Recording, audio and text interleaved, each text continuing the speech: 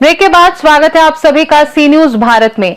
नांदेड़ में हिमायतनगर क्षेत्र में एक दलित छात्रा की संदिग्ध परिस्थितियों में मौत ने समाज में तनाव पैदा कर दिया है। लातूर जिले की नवोदय विद्यालय की 6ठी कक्षा की छात्रा कुमारी अनुष्का पाटोले ने कथित रूप से तौवल से गला घोंटकर अपनी जान दे दी। परिवार और स्थानीय संगठनों का कहना है कि ये आत्महत्या नहीं बल्कि हत्या हो सकती है, क्योंकि शरीर पर अलग अलग हिस्सों में चोट के निशान पाए गए हैं। हिमायतनगर में यह घटना सामने आने के बाद छात्रा के परिवार और स्थानीय दलित संगठनों ने मामले को गंभीर मानते हुए निषेध प्रदर्शन किया। उनका आरोप है कि यह हत्या की घटना है और पुलिस इसे गंभीरता से जांच करे। परिवार ने सेवानिवृत्त न्यायाधीश के माध्यम से एसआईटी जांच की मांग की है और आरोपियों को न्यायालय में पेश कर फांसी की सजा देने की मांग की है। साथ ही राज्य सरकार से छात्रा के परिवार को 1 करोड़ रुपए की आर्थिक सहायता देने की भी मांग की गई है। स्थानीय संगठनों ने चेतावनी दी है कि 12 जनवरी को 12 बजे किनवट भोकर राष्ट्रीय महामार्ग पर रास्ता रोको आंदोलन किया जाएगा। तहसीलदार ने हिमायतनगर पुलिस थाने के निरीक्षक अमोल भगत को इस आंदोलन की जानकारी दी। इस मौके पर उप विभागीय पुलिस अधिकारी भी उपस्थित थे। निवेदन देने के समय दोंडोपत, बंसोडे, राजूभाई गायकवाड़, देवानंद गुंडेकर, प्रशांत राहुलवाड़, राम चिंतलवाड़, गंगाधर गायकवाड़ और आनंद राव जलपते उपस्थित रहे। सर, आपण लोक स्वराज्य जनशक्ती पार्टीचे मराठवाडा कार्याध्यक्ष आहात आणि मराठवाड्यामध्ये एखाद्या शाळेमध्ये जे होतकरू विद्यार्थी असतील त्या विद्यार्थ्यांना असा अन्याय होत असेल आणि एक नवोदय विद्यालय असं शैक्षणिक क्षेत्र आहे की त्या ठिकाणी क्वालिफाईड त्या ठिकाणी आपण होतात म्हणजे लागल्या जातात। पण असे जर काही घटना जर घडत असतील मग येथील दलित समाज असो, आदिवासी समाज असो, हे मुलं तिथे जाण्यास किंवा त्यांच्या पालकाची मानसिकस्थिती कशी असणार? या ठिकाणी जो काही महाराष्ट्रामध्ये दलित समाज आहे, दलित समाजामध्ये फार कमी प्रमाणामध्ये त्या मुली नवोदय महाविद्यालयामध्ये, त्या नवोदय विद्यालयामध्ये जात असतात। या नवोदय विद्यालयाचे जे काही पदसिद्ध अध्यक्ष असतात, त्या पदसिद्ध अध्यक्ष हा जिल्हाध्यक्ष असतात, जिल्हाधिकारी हे असतात। जिल्हाधिकारी वर्षा ठाकूर नावाच्या त्या ग्रस्त आहेत। त्या ठिकाणी त्यांची व्हिजिट असते महिन्याला, त्यांची एक प्रक्रिया असते। पण त्या नवोदय विद्यालयामध्ये कुठल्याही पद्धतीनं त्या प्रकाराकडे काही प्रमाणामध्ये दुर्लक्ष झालं हे प्रथमदर्शी त्या ठिकाणी दिसते।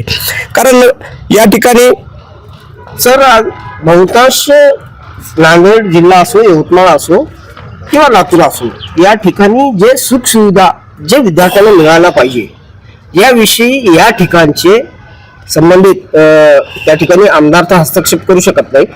पण एव्हन आतापर्यंत तरी मला असं वाटत नाही की संबंधित जिल्ह्याचे जे खासदार आहेत त्यांनी आतापर्यंत व्हिजिट दिली नाही। याविषयी आपण काय सांगणार? माझ्या माहितीप्रमाणे त्या ठिकाणी लातूर महानगरपालिकेची निवडणूक चालू आहे।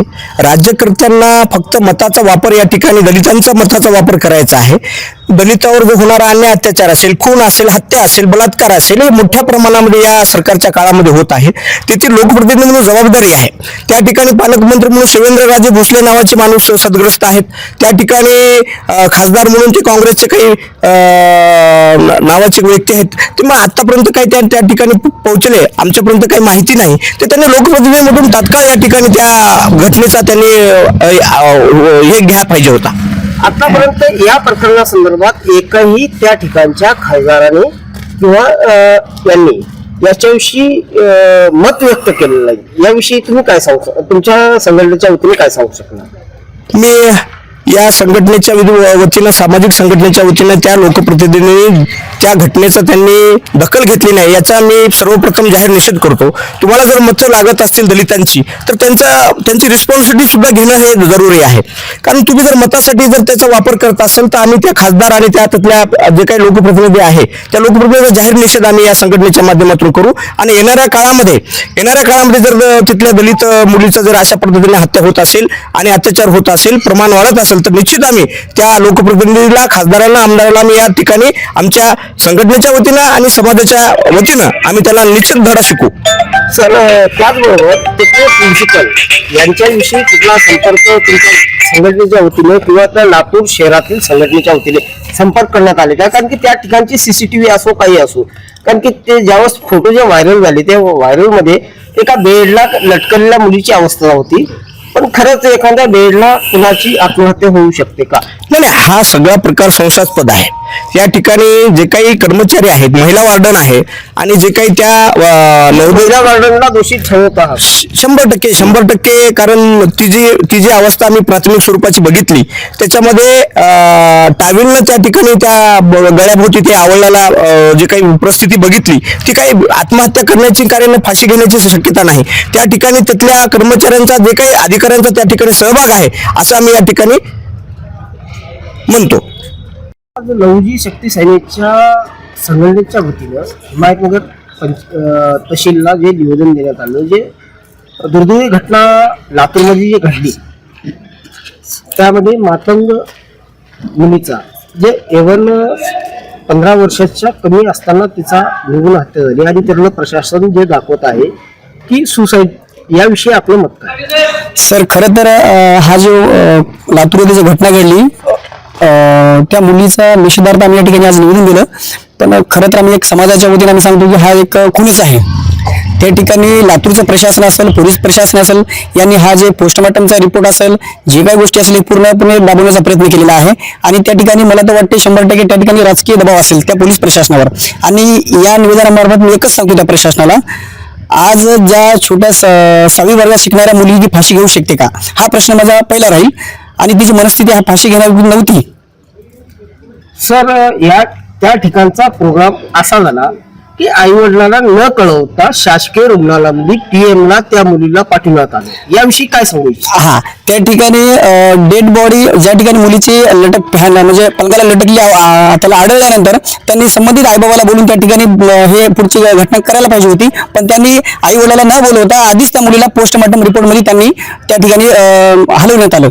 आणि ते तर त्यांची जे काही कारभार असेल तिथल्या प्रशासनाने आणि हे आधीच प्लॅनिंग केलेली होती. आणि कॅमेऱ्यामध्ये तिथले प्रशासनाचे जे लोक आहेत 8 लोक त्या ठिकाणी कॅमेऱ्यात स्पष्ट दिसत आहेत.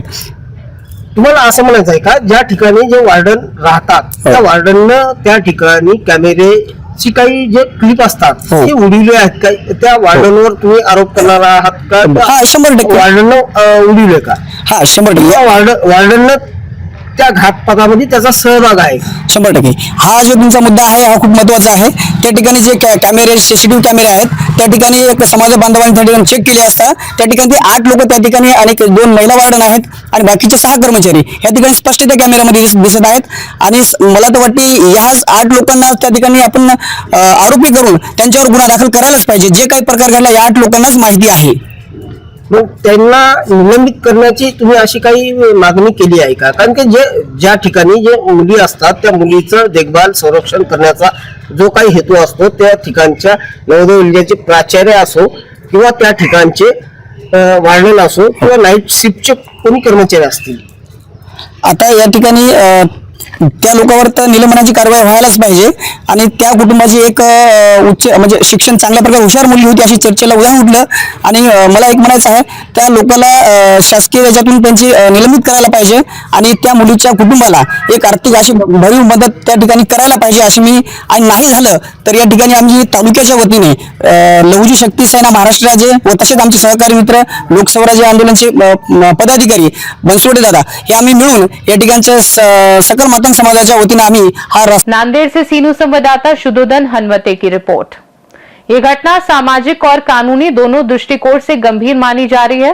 छात्रा के परिवार और स्थानीय संगठनों की मांग है कि न्याय मिले और दोषियों को कठोर सजा दी जाए ताकि भविष्य में ऐसी घटनाओं को रोका जा सके।